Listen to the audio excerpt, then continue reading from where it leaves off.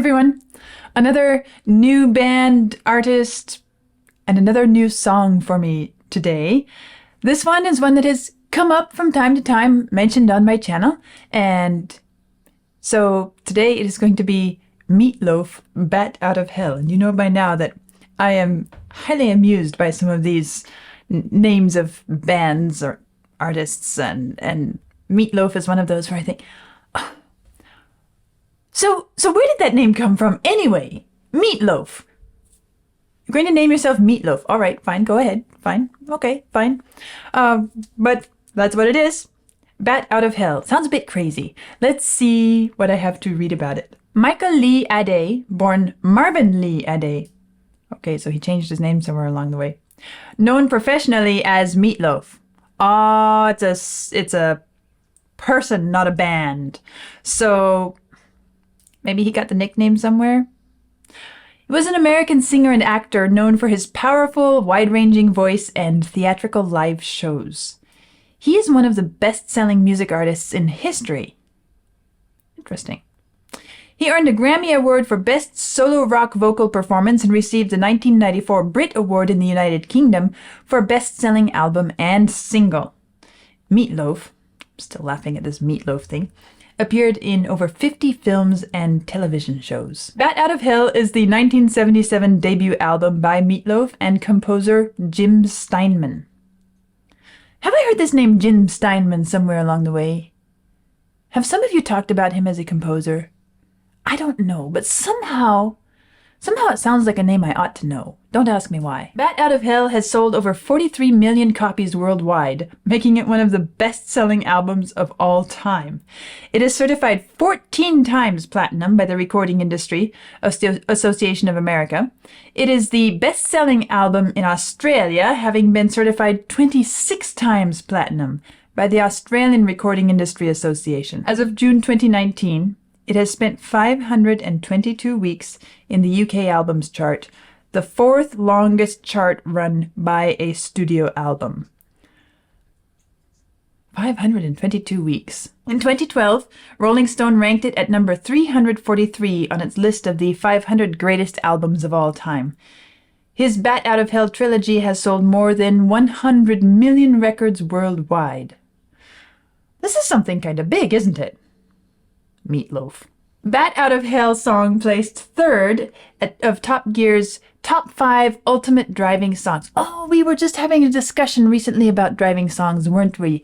I guess I listened to one that I commented would be kind of a good driving song, and then there was another one that some of you said, well, that's one of the great driving songs. So this is another great driving song. Jim Steinman, the composer of this song, coined the term Wagnerian rock to describe Meatloaf's Bat Out of Hell trilogy albums. Okay, that kind of puts a certain image in my mind. Let's see how this really sounds.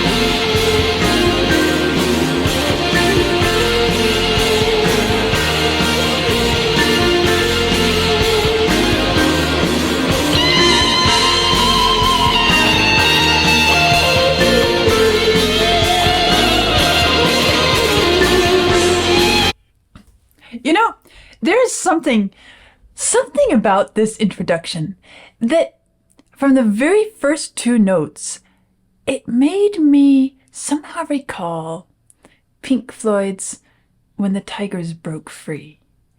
There's something about, and even this guitar when it comes in, bum, bum, bum, bum, it's almost as if it's kind of inspired by or using some of the same sounds, same tonal qualities, intervals, musical figures as in Pink Floyd's The Wall. It's so interesting hearing that and having that in my mind from the very beginning.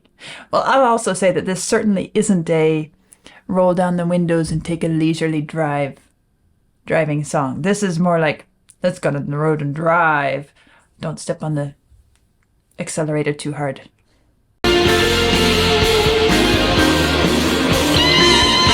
Listen.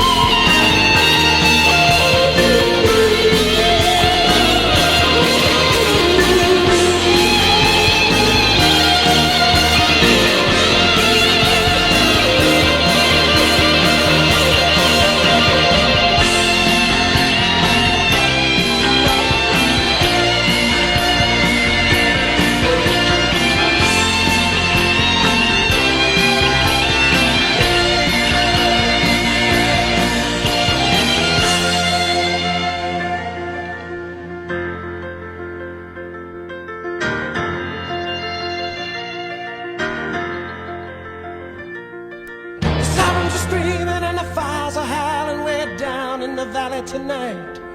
There's a man in the shadows with the gun in his eye. Interesting voice. So bright.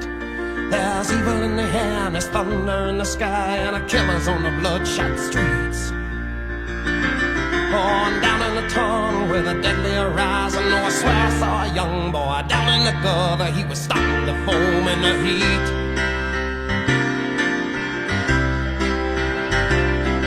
Oh, baby, you're the only thing in this whole world that's pure and good and right. And wherever you are and wherever you go, there's always gonna be some light. But I gotta get out, I gotta break it out now before the final crack of dawn.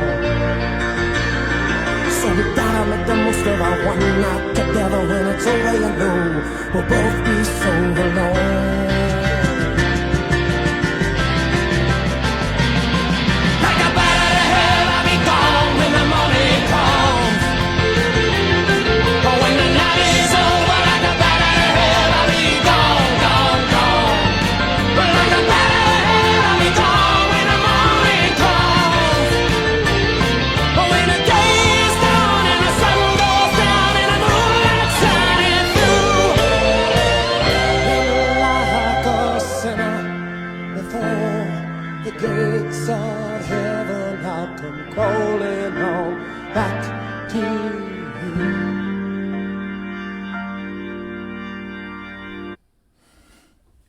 Okay, I'm struck by, I guess there are three things that are standing out to me so far. First of all, his voice. There is a sort of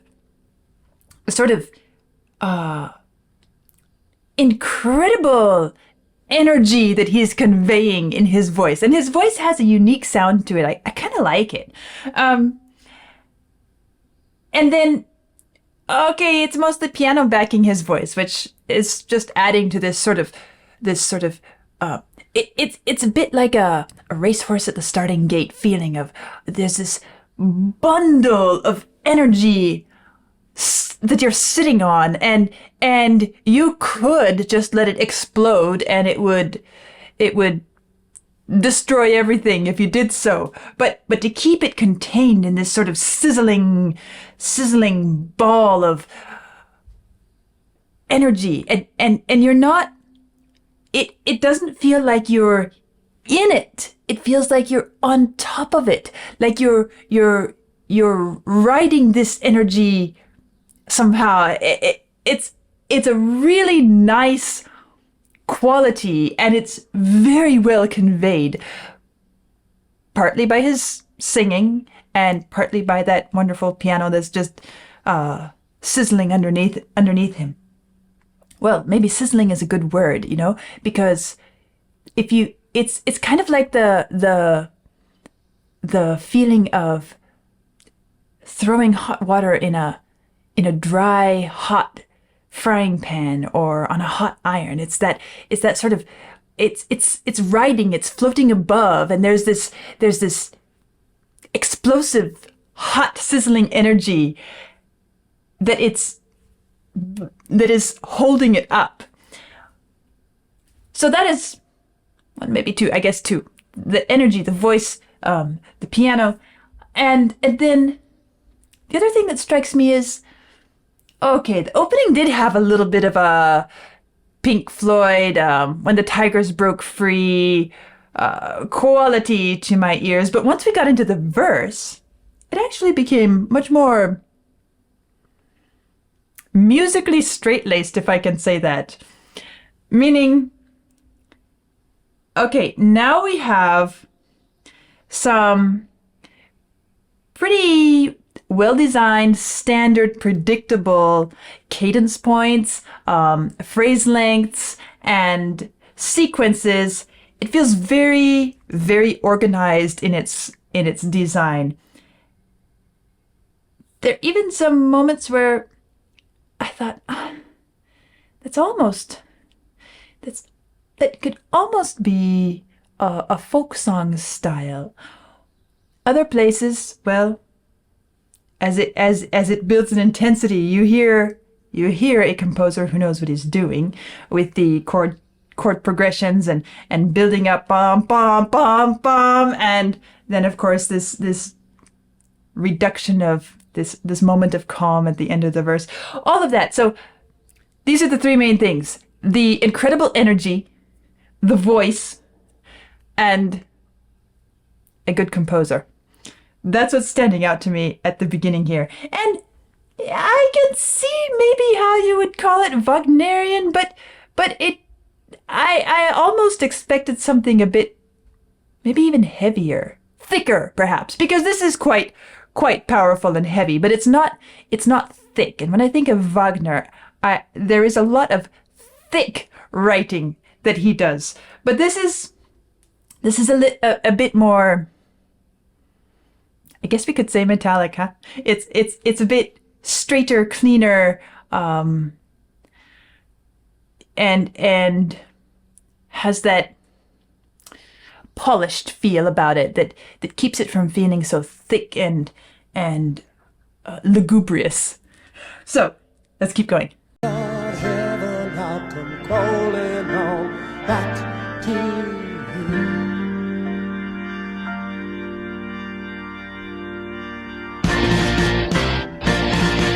I'm gonna hit the highway like a battering ram on a silver black phantom bike.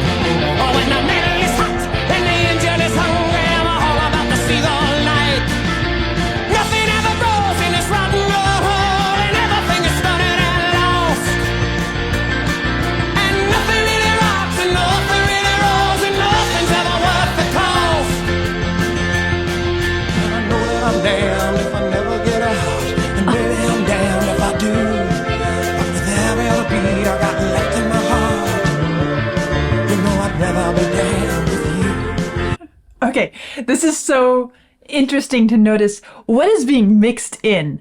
All right, that was a great dark guitar sound on the verse. I'm going to hit the highway on my bike and so forth. And then after that, the choir. I know I'll be damned if I never get out. And you have this choir. And then of course, then comes back the round bass sound, which is kind of more bluesy something running around down there. But it's taking one or two of these different sonic elements, instrumental, vocal elements, and spreading them, one here, one there, so that we are kind of kept on the edge of our seat. What's going to come next in the music? It's really nice. Damned if I never get out, and maybe I'm damned if I do. But with every other beat I got left in my heart, you know I'd rather be damned with you. Well, if I gotta be damned, you know I wanna be damned, dancing through the night with you. Well, if I gotta be damned, you know I wanna be down. Gotta be down, you know I wanna be down. Gotta be down, you know I wanna be down. Dancing through the night, dancing through the night, dancing through the night with you.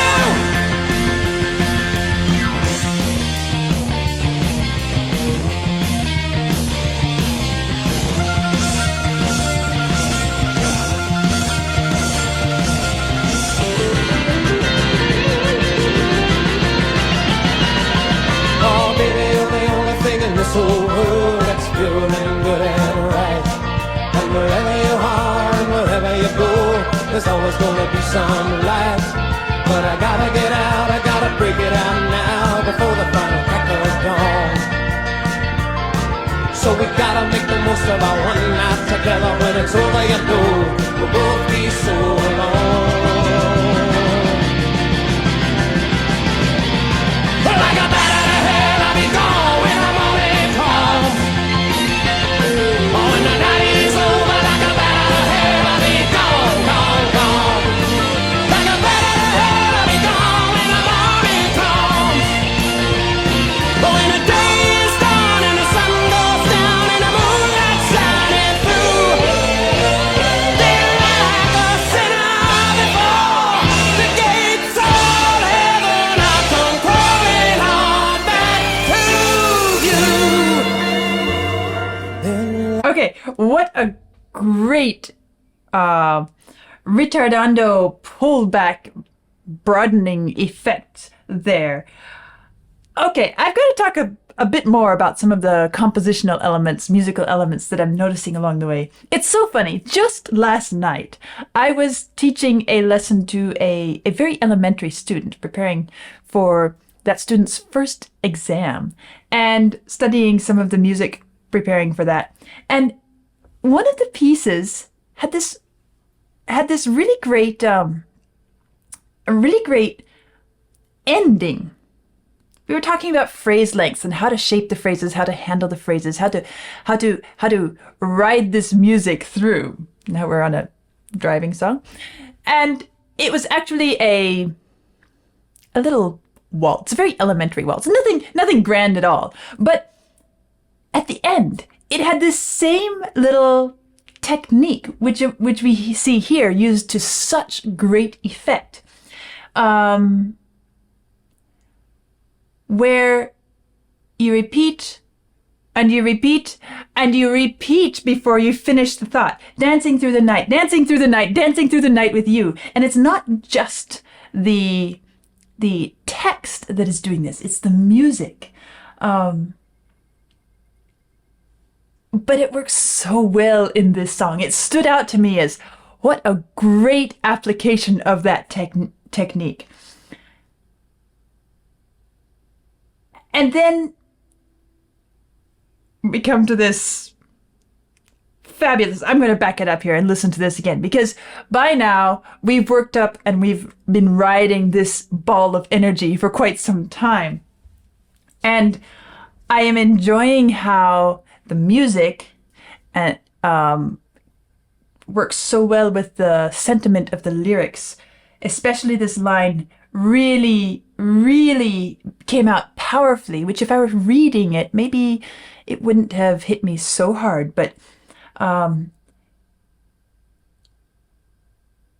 I gotta break it out now before the final crack of dawn. So we gotta make the most of our one night together. And it feels like all of this urgency and energy and intensity is just packed into this need to make the most of our one night together. And I enjoy how well the music is conveying that. Now, let's go back and listen to this great change of tempo rhythm here.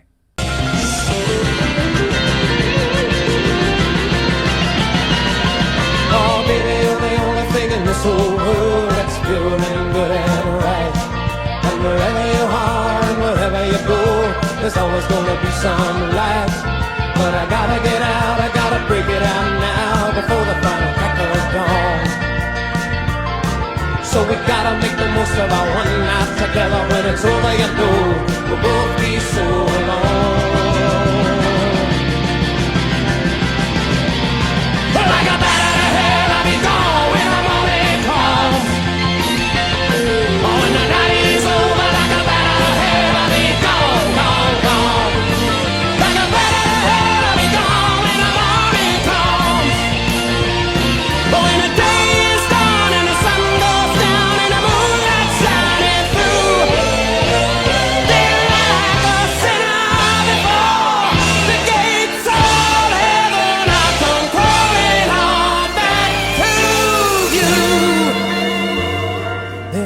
It's fabulous. It's so well done. Before the gates of heaven, I'll come crawling on back to you.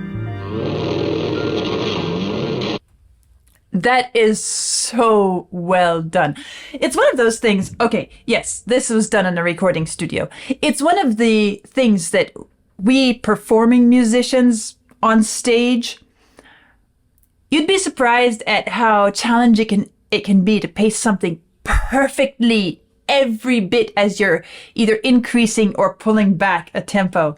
And we always hope that it comes out absolutely timed in such a way that it's incredibly compelling. And this is one of those examples of I don't think changing one micro fraction of a beat anywhere to a different timing pace would have improved it. It is, you feel the power, the momentum being reined in with such strength, and we're finally wound down to a very calm, intimate ending, and the transition just works so well. I loved it. The gates of heaven, I'll come crawling on back to you.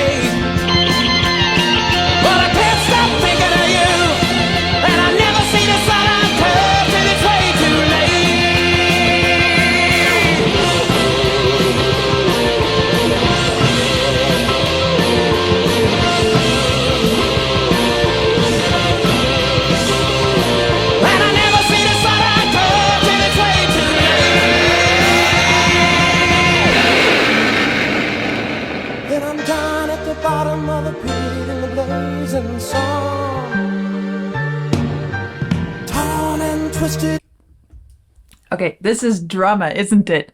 It's drama from start to finish, and it takes you swinging wildly from one side to the next. And I was just thinking how this has such a. If you listen to the lyrics, if you pay attention to the lyrics, there's a dark quality to them, but at the same time, the music has such a positive energy to it. I guess, although I can't say that this is music like, I can't equate this sound to the Queen sound, but I have talked about how Queen's music, doesn't matter what subject they're handling, they always manage to put this incredibly positive quality into the musical element. And it's so interesting. Here is another example of that, where it's really quite a tragic story if we're paying attention.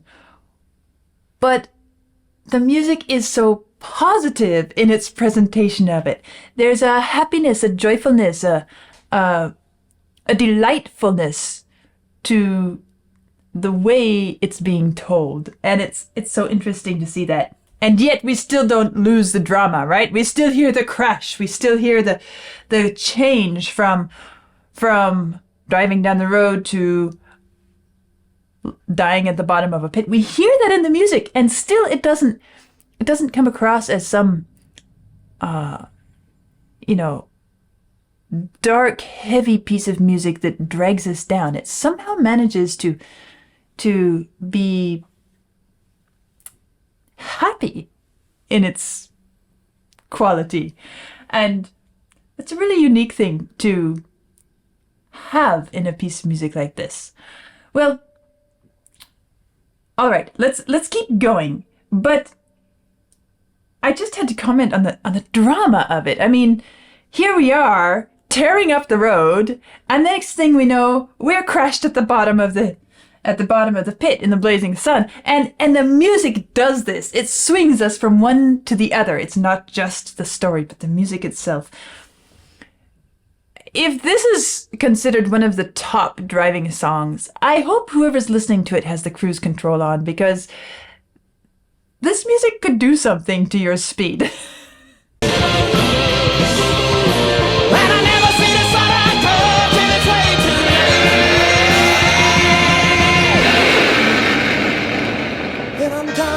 Bottom of the pit in the blazing sun, torn and twisted at the foot of a burning bark. And I think somebody somewhere must be tolling a bell. And the last thing I see is my heart still beating, breaking out of my body, the beating. Away. Like a bat out of hell, and I'm down at the bottom of a pit. And it's incredible how the music paints this picture. You hear the beating. First, you hear the pause in the progress. You hear the stop. You hear the crash. You hear the slowness and the somber quality, and then you hear the heart still beating.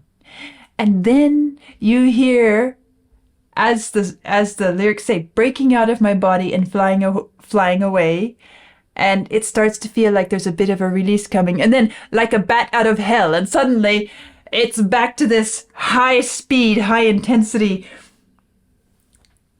But it's not just doing that in a technical manner. It's not just saying, okay, now it's time to do this, now it's time to do this, now it's time to do this.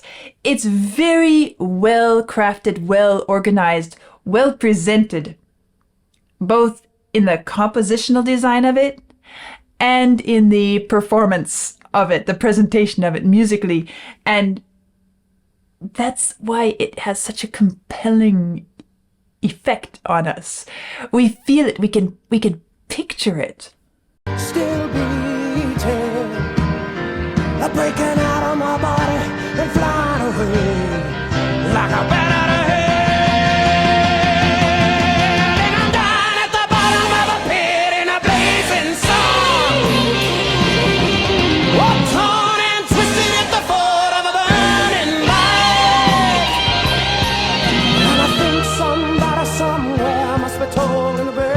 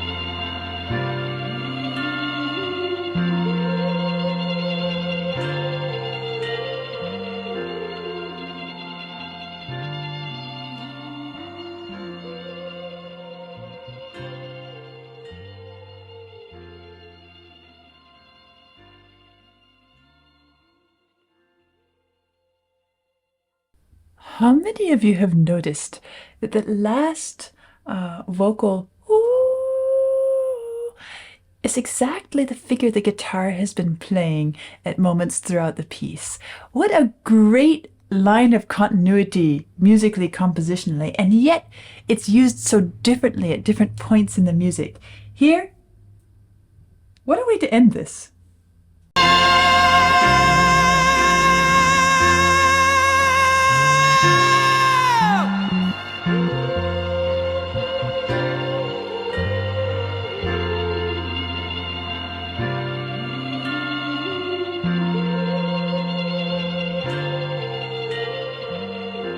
You hear the bell tolling?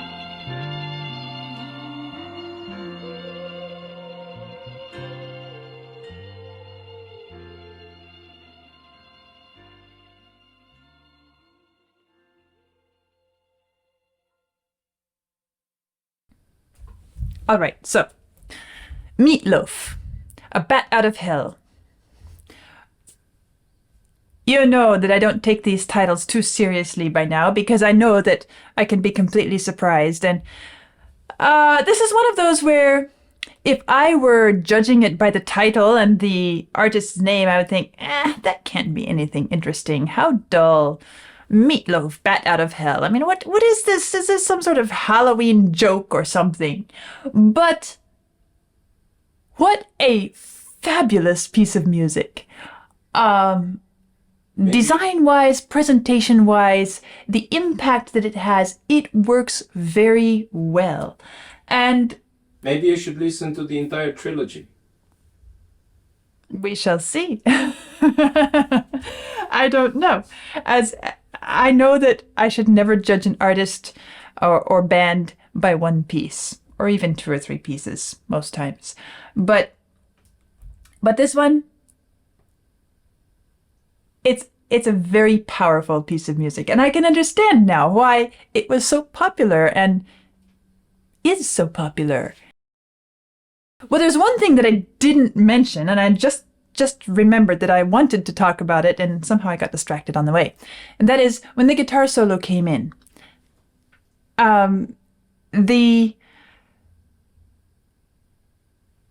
I was listening to it, and it was a nice guitar solo. It was fine. It was winding up to what I expected would be a long guitar solo.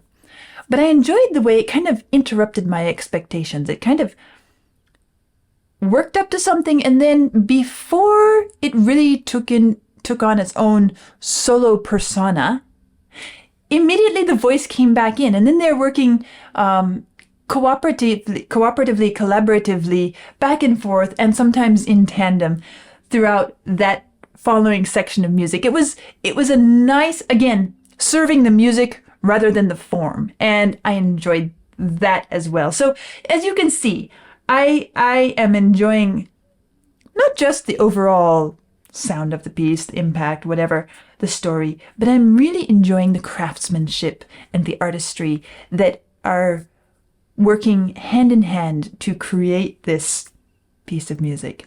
So that was a lot of fun. And as I said near the beginning, I do enjoy his voice. Really nice voice. Maybe I should listen to a bit more of his music, just because it's a voice that sounds interesting, and I think I could enjoy hearing more of it. So there we have Loaf, Bat Out of Hell, my first listen, my first exposure, and we'll see what comes next. I'll see you soon.